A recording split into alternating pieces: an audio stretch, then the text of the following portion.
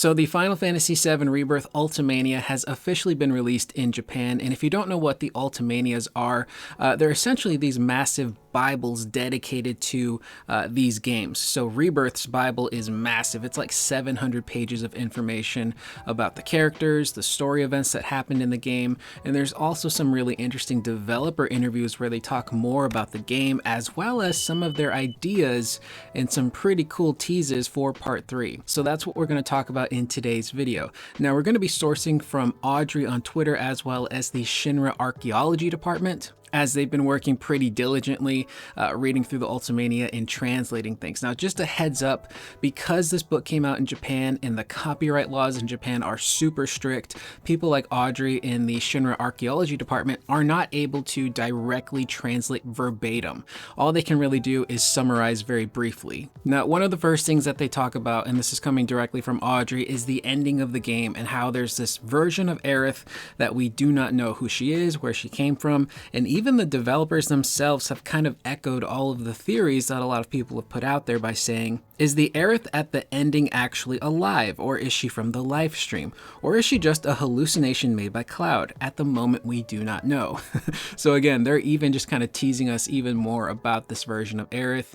It's probably a combination of all of those things. Now, we all speculated, and there's that really great theory about Cloud creating this version of Aerith in his head, this hallucination, because he refuses to accept that she died. He cannot move on, he cannot mourn, he doesn't want to acknowledge that it's a thing. And that is the version of Aerith that we're seeing. There's also the possibility that that version of Aerith, or even just Cloud's mind in general, is being manipulated by Sephiroth or Jenova or that black materia, causing him to communicate with someone who isn't actually Aerith.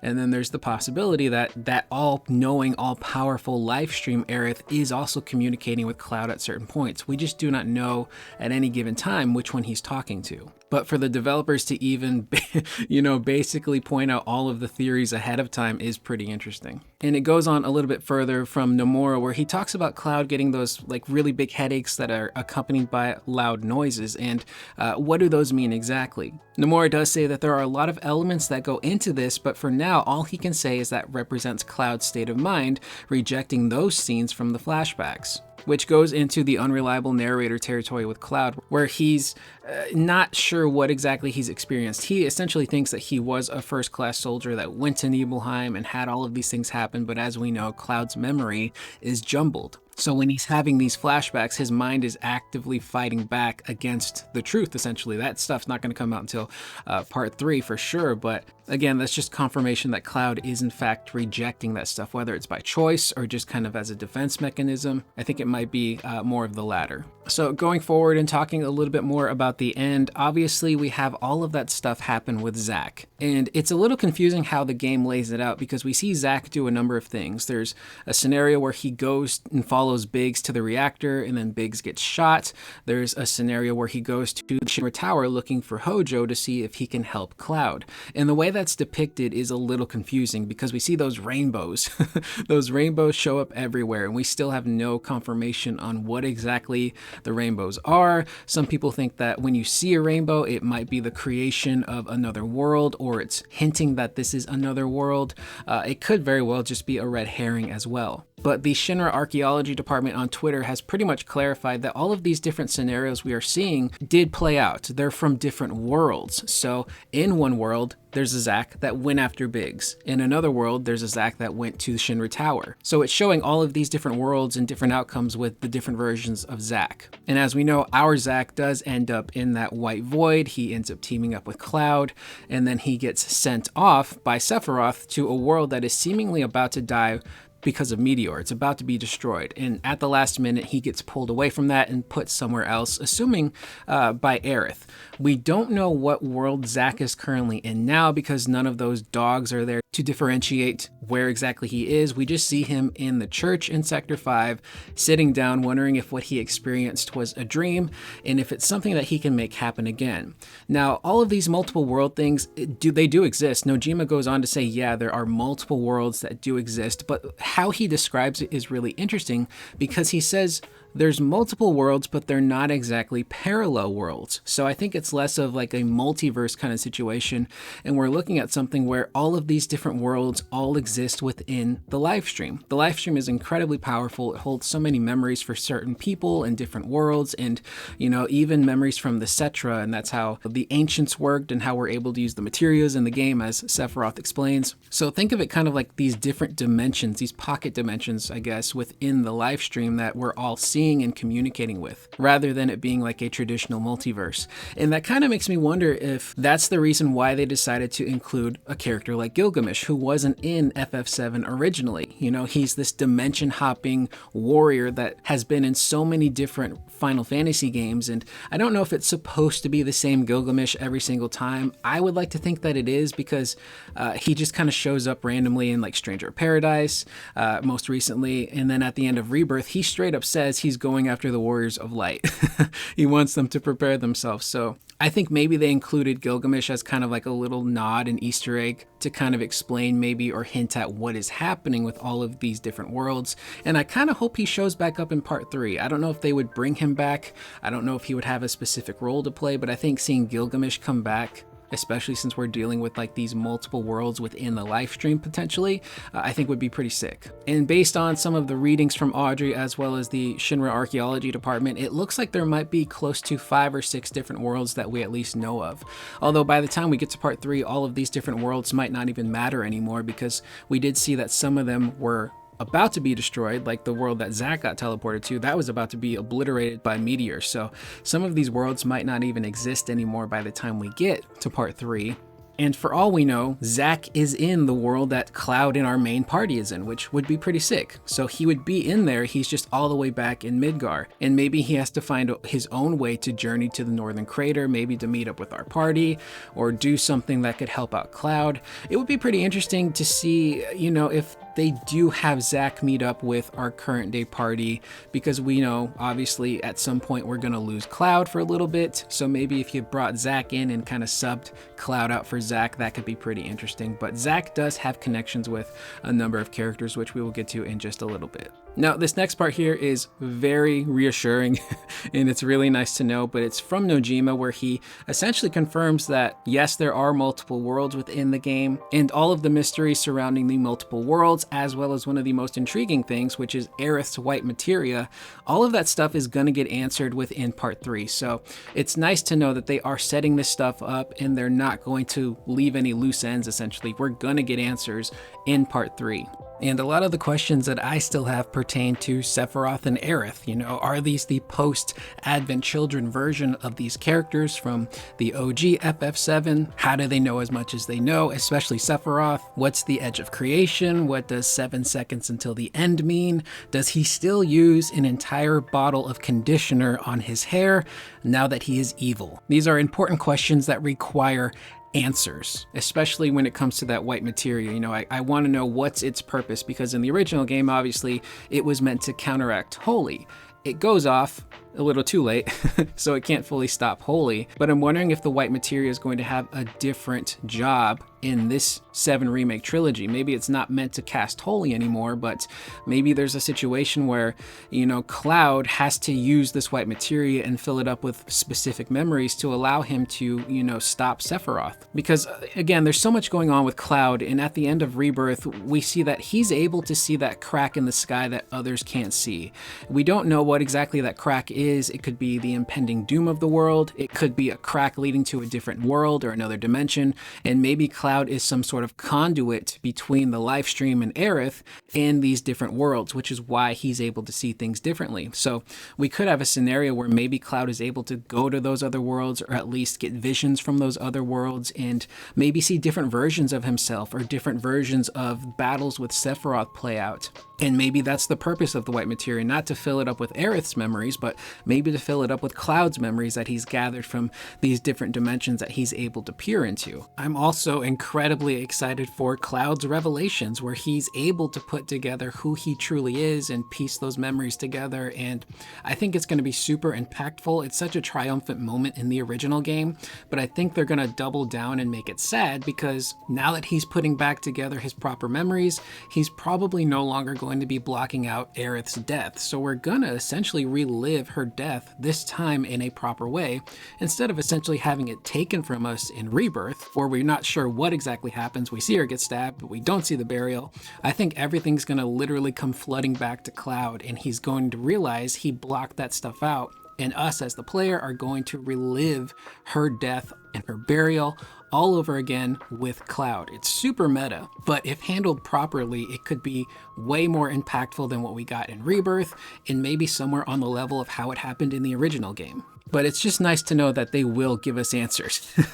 They're not going to leave us hanging. Up next, we have some information for the people that were hoping that Final Fantasy VII Part 3 would be subtitled Reunion. Looks like that might not be the case, because initially Tetsuya Nomura wanted to label the second part of this trilogy Reunion and not Rebirth. However, Reunion had already gone to Crisis Core, and because of that, he wasn't able to use it anymore, so they had to come up with something like Rebirth, which I think pretty much confirms that, yeah, they're not going to use Reunion for Part 3. It went to Crisis Core, and it's going to stay with Crisis Core. Now, Nomura does say that he does know the name of Part 3, but he hasn't told a soul. In true Nomura fashion, he's going to hold that close to the chest until the time is right.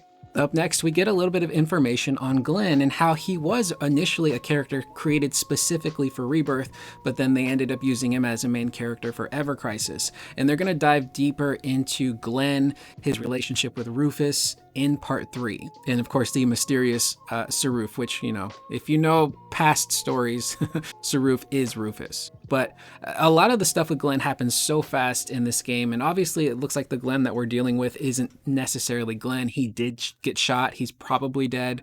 We're just seeing like a robed person that can take the form of Sephiroth and seemingly Glenn. But to have that stuff cleared up in Part 3 is going to be really interesting, because I do want to learn more about Glenn. I always thought that from the brief bit of Ever Crisis and his story I played, I thought that he was pretty interesting. One very fascinating line that we saw in one of the release date trailers for Rebirth was, "Will you be in the world that I'm trying to save?" which is a translated line. And in English, it said something along the lines of, "The world will be saved, but will you?" And Nomura says that is connected to Aerith's fate. So we do know that potentially these other worlds do exist. Maybe there was a world that was created where Cloud did save Aerith, which, you know, we do see Cloud deflect Sephiroth's sword in one of those scenarios. And we see, again, those big old rainbows, which we don't know the meaning of. But it's possible that, yeah, maybe Cloud did create a world where Aerith survives. And that could also be the world that Zack ended up in. We don't know for sure. Up next, we get some details from Hamaguchi on what we can see in some of the stuff they're going to include in Part 3, where Hamaguchi goes on to say that Part 3 should cover parts related to the original, such as Icicle Inn and the Northern Crater. I'm pretty, you know, that's a given. As well as the awakening of the weapons and flying around in airships. However, he's wondering how exactly to represent the freedom of flying in an airship with a game in such high graphic detail. He hopes to be able to bring something surprising to the experience, much like how Part 1 and 2 introduced new and exciting features as well. I don't think that's going to be too hard for them to do, because they kind of figured out half the battle already by allowing us to fly around in the tiny Bronco in Rebirth. Now granted, that was a very limited section in the game. It was pretty much being autopiloted by the game to allow us to get to places like Cosmo Canyon, but they at least figured out how to get an airship into the air to fly around.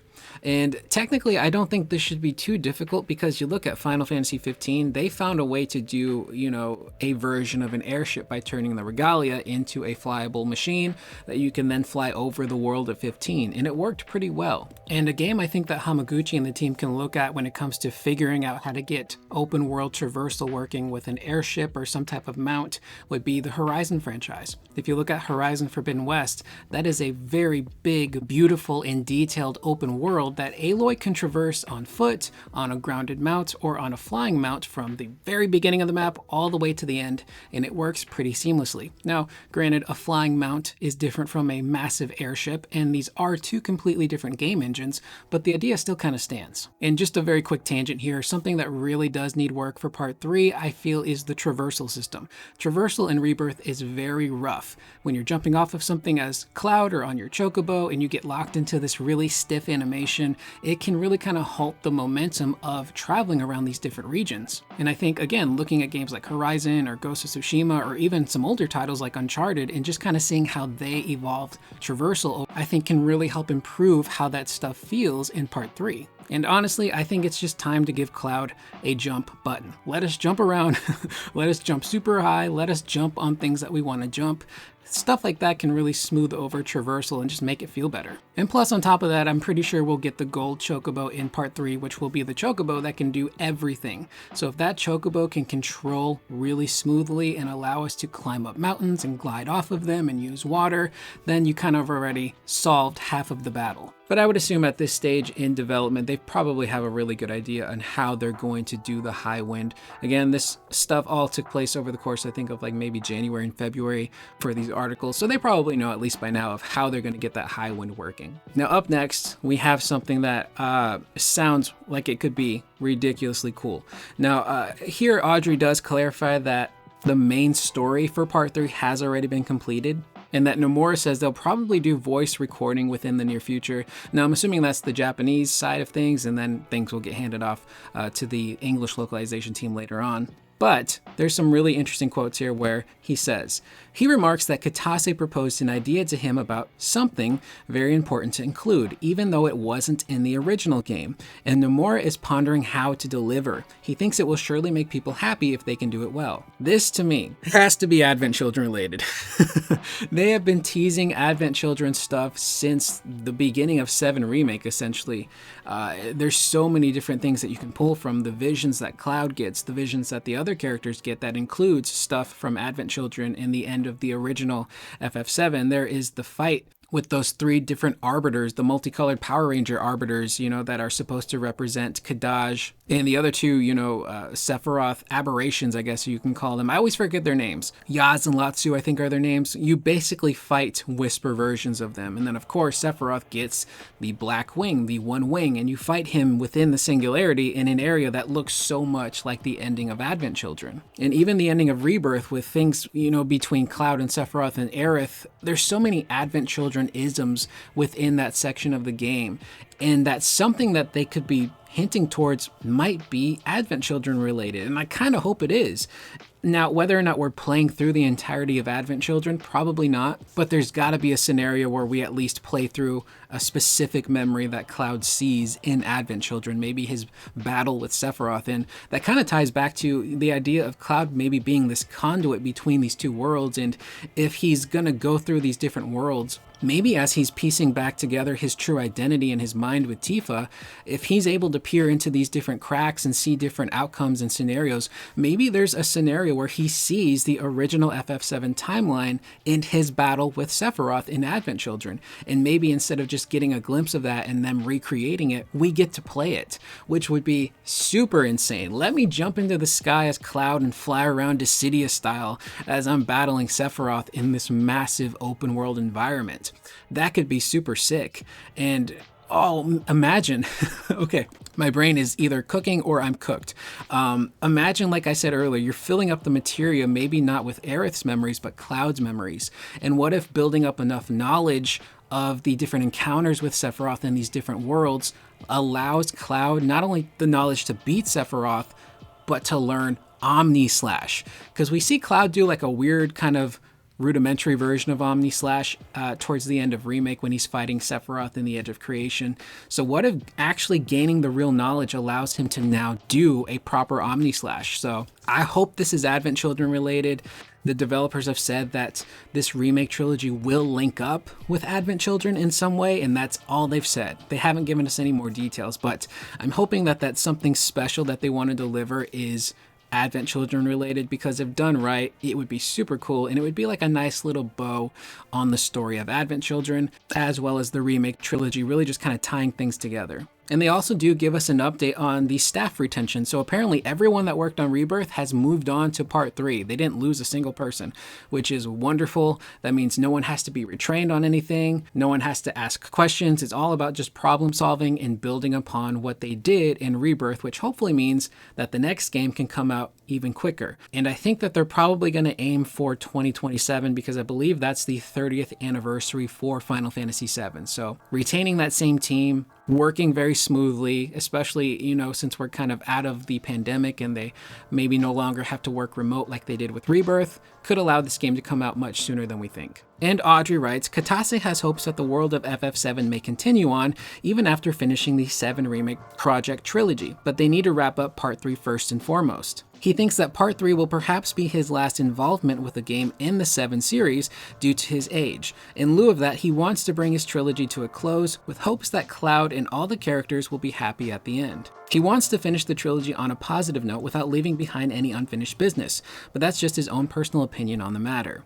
And this is kind of common sense. You know, Square Enix realizes how massive of a cash cow Final Fantasy VII is. So even after this project is completed, you can bet your balls they're going to do more Final Fantasy VII stuff. Now, whether or not that includes Cloud in the party, whether it's a new story or they go back and do something with Dirge or Cerberus, it's unknown.